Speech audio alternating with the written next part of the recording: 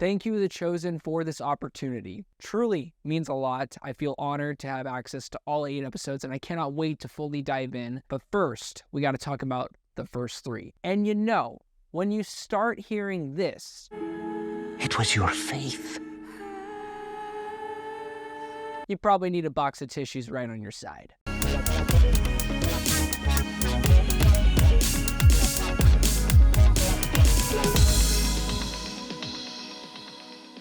Well, hey guys, my name is Joseph Curtis, and if you love movies just as much as me, you have come to the right place. Now do me a huge solid and click that like and subscribe button. Also, if you want to follow me in the following social platforms, that would be great as well. Now, let's start talking The Chosen, Season 4, Episodes 1 through 3. The Chosen is a historical drama based on the life of Jesus and those who knew him. Set against the backdrop of Roman oppression in first-century Palestine, the series shares an authentic look at Jesus' revolutionary life and teachings. Now, that was an overall synopsis for the series. I couldn't really find one for Season 4, but I'll give you the gist. So far that I've seen within the first 3 episodes, and by the way, it's kind of weird to say spoilers, especially for someone like me who's a Christian, because, I mean, I've read the story of Jesus many, many times, Matthew, Mark, Luke, and John. Obviously, for people who haven't read the Bible, there might be some key moments that I will give away in a story narrative sense, because obviously, at the end of the day, this is just an interpretation. It's a creative show about Jesus's life. So this season primarily is focusing,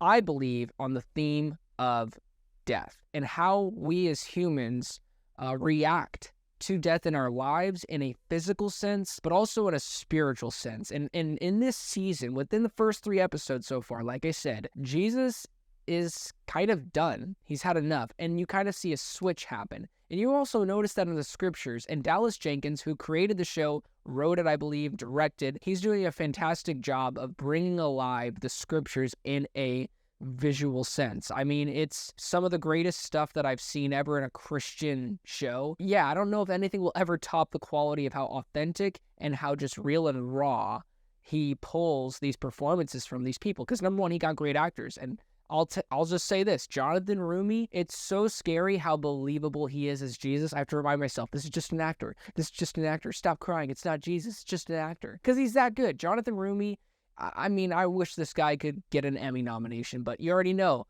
that organization is not going to pay attention to this, and they should. Jonathan Roumie fully embodies the characteristics of Jesus Christ in a way that is so believable. But anyways, we find ourselves back in the story of The Chosen Season 4, and like I said, Jesus is kind of done, and he says a line just bluntly to the disciples, and then later on to a crowd in episode 3, that I have not come to bring peace on earth. I've come to bring division. You can't, your insulting words. Oh, I am just getting started.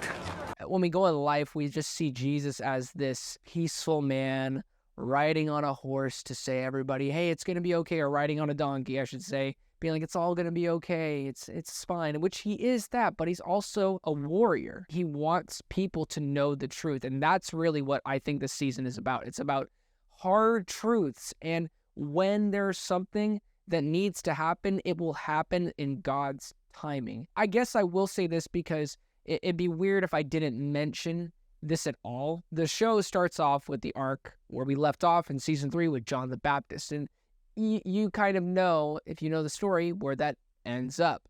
And how they handle the ending of John the Baptist arc is amazing. It's beautiful. It's poetic. You get to a sequence with Jesus, yet again, showcasing Jonathan Roumie's performance is flawless, where it's a dream sequence where he sees John, and it's almost like he's calling to him home, which is beautifully shot. I think it's filmed in Utah. The disciples are fantastic. They bring a sense of urgency to the screen with all their various different personalities, and they feel so human. And that's the thing that I give highest praise about this show. The writing makes these characters not just feel like people that you're reading, like a book that you've read for many years, and you're like, okay, that's cool. But when you're watching this show, you feel you've known these characters all your lives, and that's just how sharp this writing is. It hits you to your core because you feel like you're one of the disciples. You're one of Jesus's followers. And that's all props to Dallas Sharp and his way of conveying the writing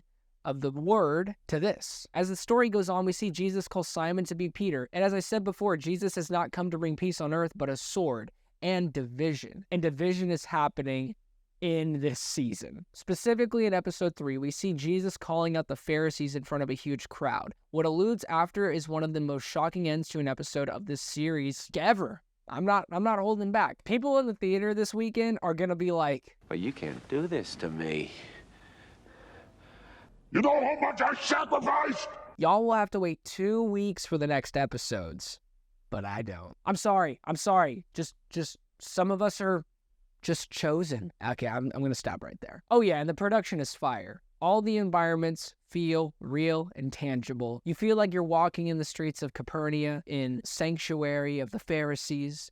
It just feels all real. And I love when shows bring practical effects or production that is built and made to feel like you as the viewer are there, and not just some boring CGI background that we get from $200 million movies like I'm not going to mention a specific one, but you get the drift. Overall, The Chosen Season 4 is off to a solid rock start, like Peter. Okay, I'm really done. But on a serious note, this is a great start to this series with emotional payoffs that have been building since Season 1 in a way that not a lot of people are going to see coming. And it's due to the fantastic writing, the production team, and the actors that we get this amazing show that could have easily come across as super cheesy, generic, and dull. But nope, we don't get that. We get something that's excellent. And as of right now, I'm not going to give a score until I watch the entirety of this season. If you've never seen The Chosen, it's on a lot of multiple streaming platforms like Netflix, I believe Amazon Prime. Most importantly, you can actually go on the Chosen app right now and watch season 1, 2, and 3 for free.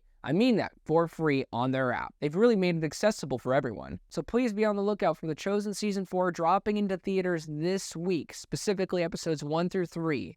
You do not want to miss this experience. It's going to be amazing. So thank you guys so much for watching this review. It really means a lot. Please don't forget to like and subscribe. And also, don't forget to be blessed.